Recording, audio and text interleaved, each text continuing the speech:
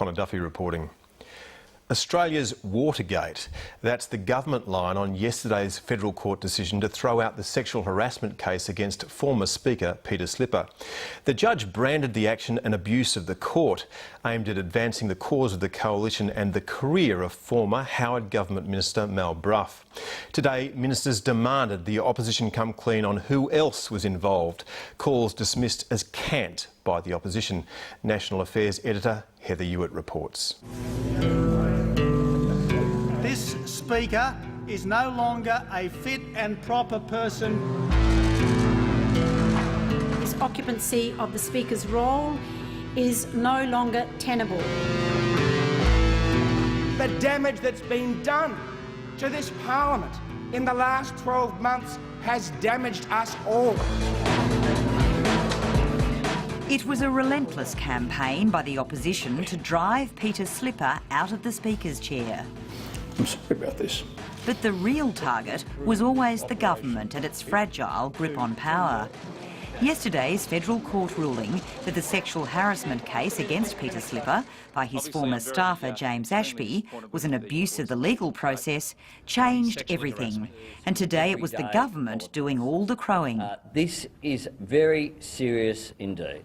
This is a federal court judgment that is absolutely damning. This is a conspiracy of enormous proportions, and Mr Abbott will hope that it simply blows away. There's only one person who's under pressure today to provide answers about this, and that is Tony Abbott. At each point, the coalition have obfuscated in order to hide their engagement in this issue. And now I think the Australian public have a right to know exactly what their involvement was in this. The strategy was straightforward. The government wanted Tony Abbott and his team to pay a price, and it especially hammered the suggestion of opposition involvement. The bottom line is I didn't know anything about it. It's not some great LNP conspiracy. There would be no public confessions today and no comment from Tony Abbott en route to London via Afghanistan.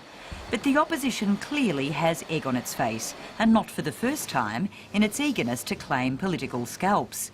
Remember the Godwin Gresh case against Kevin Rudd, which also backfired.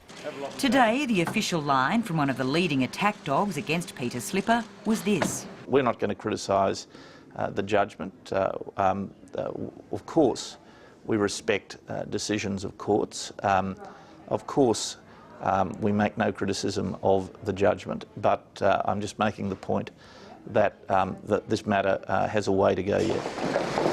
As James Ashby and his lawyers continue to ponder whether to lodge an appeal, the political focus turns to Mal Brough, the LNP candidate for Peter Slipper's seat of Fisher.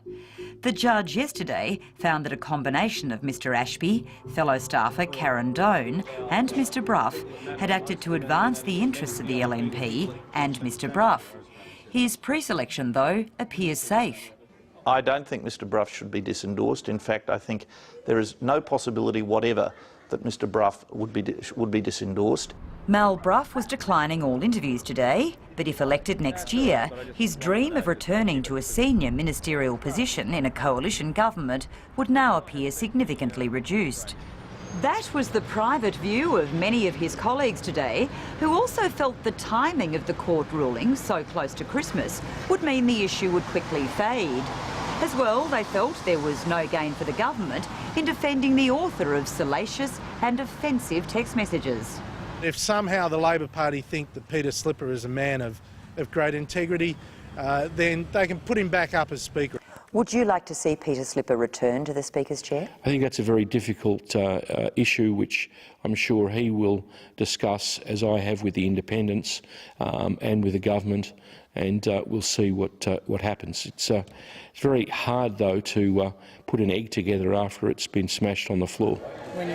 Victorian Labor MP Michael Danby is in regular contact with Peter Slipper, who he says made big mistakes, but at times he worried about the former Speaker's welfare. He's back in the game, but he's been terribly denigrated and demeaned all around Australia, portrayed scandalously by a newspaper with rat's whiskers on the front page of their newspaper. You know, how can reputation ever be recovered after what they've said about him. Do you think his mental well-being was affected by all of this? Look, anyone's would be by the 8 months of grinding into the dirt and the things that were said about him.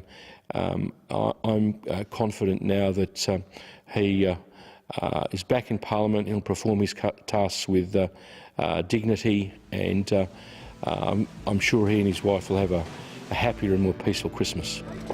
And so a nasty and divisive political year draws to a close. Don't expect any improvement in the election year of 2013.